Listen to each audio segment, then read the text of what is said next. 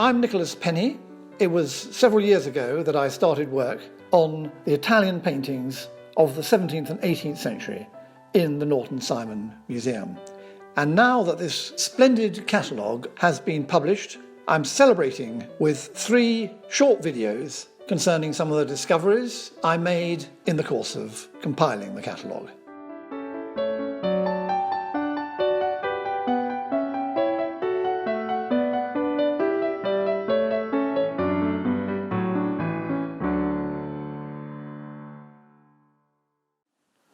I'm now going to talk about Giovanni Battista Gaulli's painting of St. Joseph.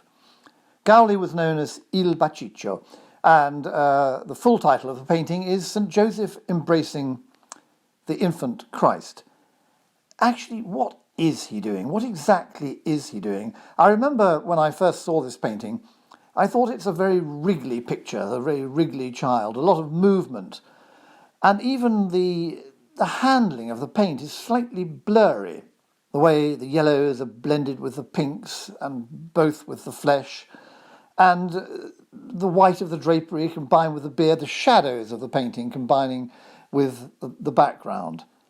Then it suddenly dawned on me that what Joseph is really doing is rocking the infant Christ, rocking him to and fro. It must be perhaps the first time in art that this action has been represented, certainly the first time I can remember really noticing it. It's something that all parents do with their children, and we can see that at the same time, the Christ child, rather engagingly, perhaps even rather amazingly, is playing with Joseph's beard.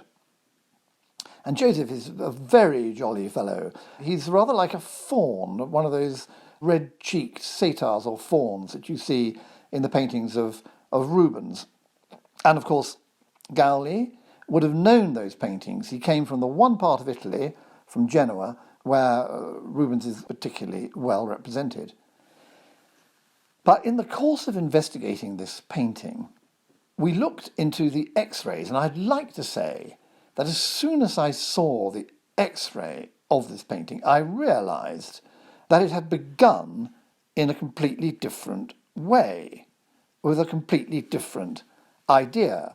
But actually, it was when I sent the text that I'd written for the catalogue to a friend, a very great scholar of 17th century art in Italy, Louise Rice, that she pointed out that the X-ray seems to show a composition very similar to that of Bernini's St. Jerome. Now, Bernini's St. Jerome is not holding the infant Christ, he's holding a crucifix, a representation of Christ on the cross.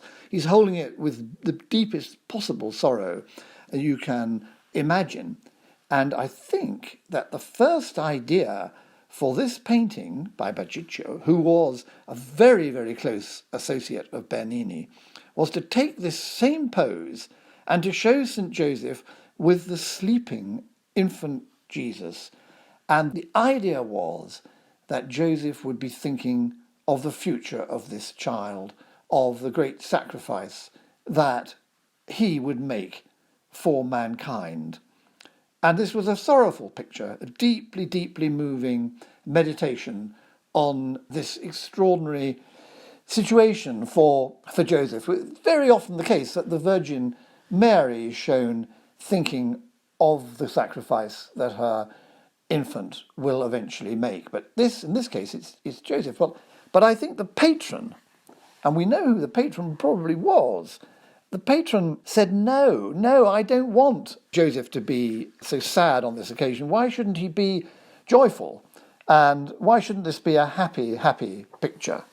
Incidentally, the painting belonged to Cardinal Giuseppe Renato Imperiale. We know a lot about him, but the very important thing is his name was Joseph, so this would be his onomastic saint, the saint with your name saint. So he wanted a jolly painting, and Baciccio thought, well, I'll make it very happy, a very, very jolly painting. And in case we think it's impossible that Joseph could have been represented in a way that reminded people of a satyr or a merry faun, in fact, there is another painting which would have been known to Baciccio, a painting by Guido Reni, which was always said to have this character and to remind people of the sculpture of Silenus and the infant Bacchus, which was now in the Louvre and was then a very well-known sculpture in the Villa Borghese in Rome.